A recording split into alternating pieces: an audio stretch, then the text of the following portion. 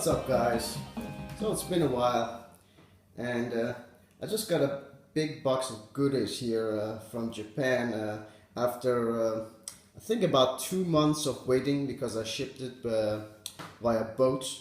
Because as you can see, it's a pretty big box. It was pretty heavy, and so shipping it by boat it's kind of a little bit risky, because you can risk it getting lost. But it happens very rarely. It's much cheaper. It just takes a really long time. So I've been very lucky with that so far. So let's have a look at what's inside here. And so we got the odd stuff like the cable here. This is a SCSI CD drive. I'm going to use it for my X68000 over there. And also there is a PC Engine game that I've been after for a very long time, Legend of Hirotomme, and an X68000 game, just because it was really cheap, and I thought, why not just buy that as well. But the coup de grace here is definitely, and the reason why I had to have this giant box for it was this thing here, the Panasonic MSX 2 Plus, and and of course the really the only game, because all the games for this system, or the desirable games for this system, and there's a handful, among them the one that I'm really willing to pay the price for is of course Akuma Dracula. So I chose to buy that for it, and for the longest time that's going to be the only game that I'm actually going to own for this system. At some point I'm going to buy a flash card so that I can play other games. But really the game that interests me the most for this system is that, because I love the Castlevania series. Yeah, so let's go into why I wanted to buy this for my my little collection of Japanese PCs. I mean Japan had ton of PCs, 8 and 16-bit systems, especially 8-bit, 16-bit. It kind of like winded down a little bit. There were a few competitors, but the 8-bit, everybody made an 8-bit computer. But the MSX in particular, when that came out, it was kind of a big thing, because for various reasons. It's not an amazing system in my opinion, because the hardware is very limited, but I'm going to talk about that later, and like kind of go through what the standout titles are for it and stuff like that. So now that I have the MSX, the X68000, and the FM Towns, the only other Japanese PC platform that I want to own is the PC98, and I'll save that for last, because it's kind of an awkward system. It's really ugly. It's not very charming at all, because it kind of looks like a beige computer from the 90s basically. But you know, it has some cool games. All of the Japanese PC systems have like just a handful sometimes, or just a shit ton like with the X68000. So I'm going to talk a little bit about this platform and give a little bit of a demo. Okay guys, I got the old MSX packed out of its enclosure, and well, it turns out this thing's a lot more grimy than I had hoped. It's yeah, it needs a loving hand, but I think if I give it the once over, it should turn out okay. Now, when you buy old hardware like this, there was basically 3 nightmare scenarios that can happen, well, one is only theoretical, because it has never happened to me before. Fingers crossed it will never happen, and that is that you open it up to have a look inside of it, and it's just filled to the brim with cockroaches, and they just fly out and they start eating your eyeballs. Fortunately, that has not happened to me yet, but it is a possibility. I mean, they do have cockroaches in Japan. I've been there, I mean. The second nightmare scenario is you open them up and you notice that the capacitors have started leaking all over the place, and the motherboard just looks like shit. And maybe you can clean it up and make it working. Maybe you can't. Maybe too many traces have been eaten away. And then there's the third nightmare scenario that has never happened to me before until now, and that is you open up, or you look around, and then you suddenly you find a little compartment like this here, and when you open it up, you discover something like this.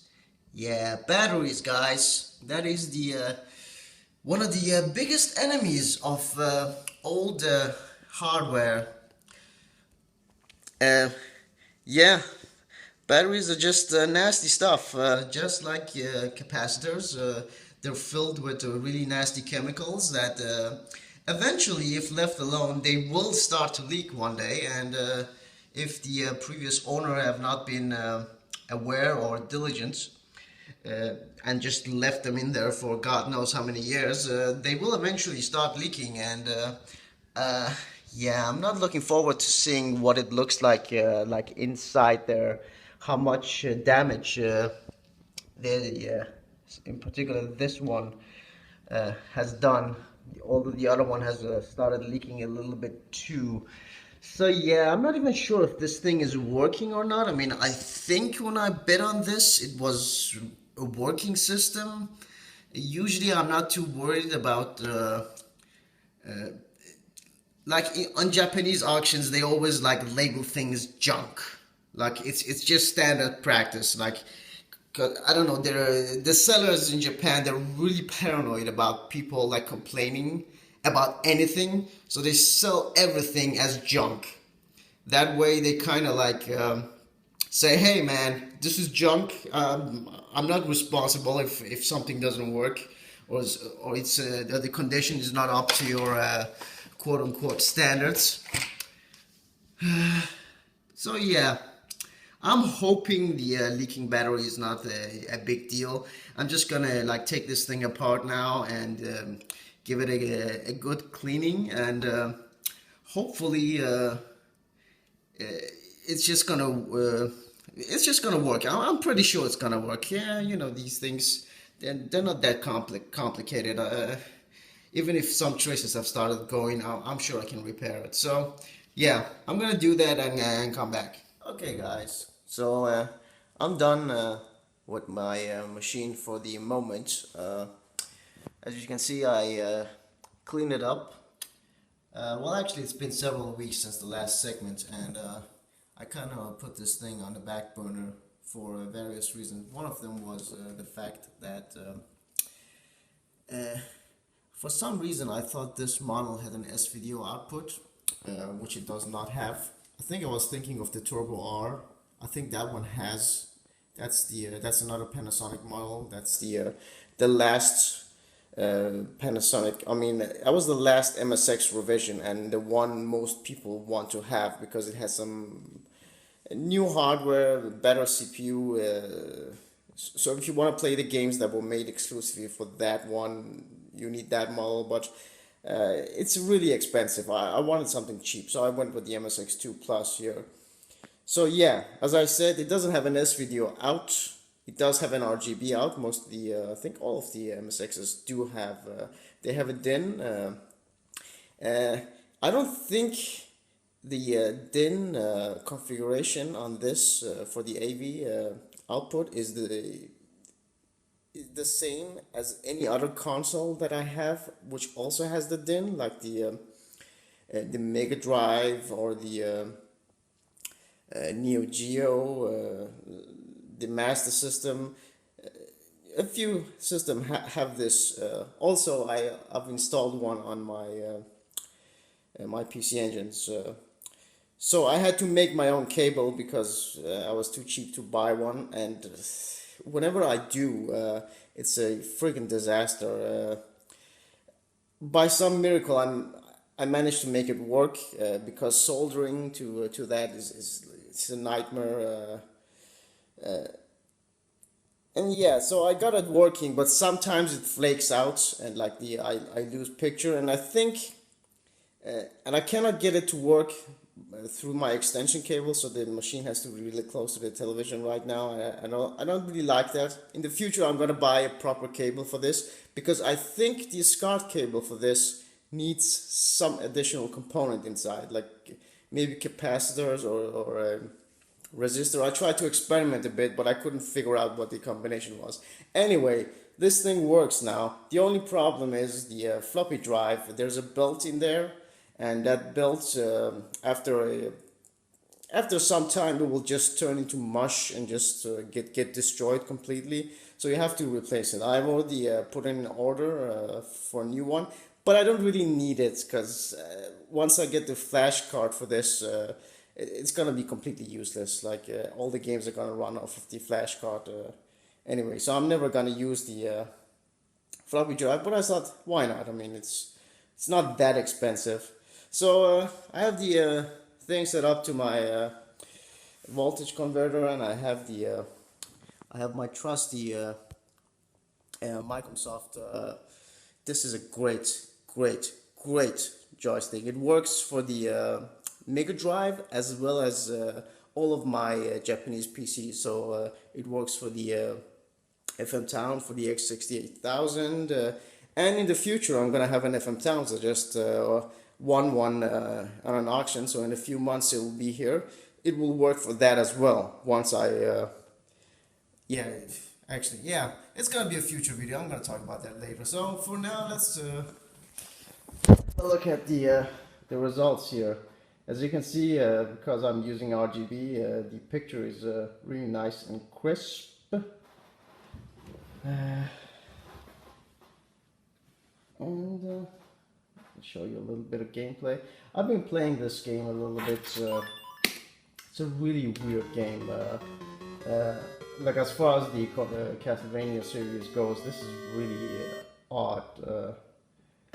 And one thing I definitely do not like about it is the fact that it has limited continues. So yeah, I hate that when old games do that. Like, just if you're gonna make the game balls hard, don't make me like repeat the early levels again and again to get to the later levels. I hate that. I thought the all the other Castlevania games, like the ones for the NES and stuff, they do it much better with the infinite continues and they're balls hard, so that's fine. Anyway, as you can see, the game is actually pretty good looking. The colors are really nice, which is kind of a surprise because this machine is a piece of shit in terms of hardware.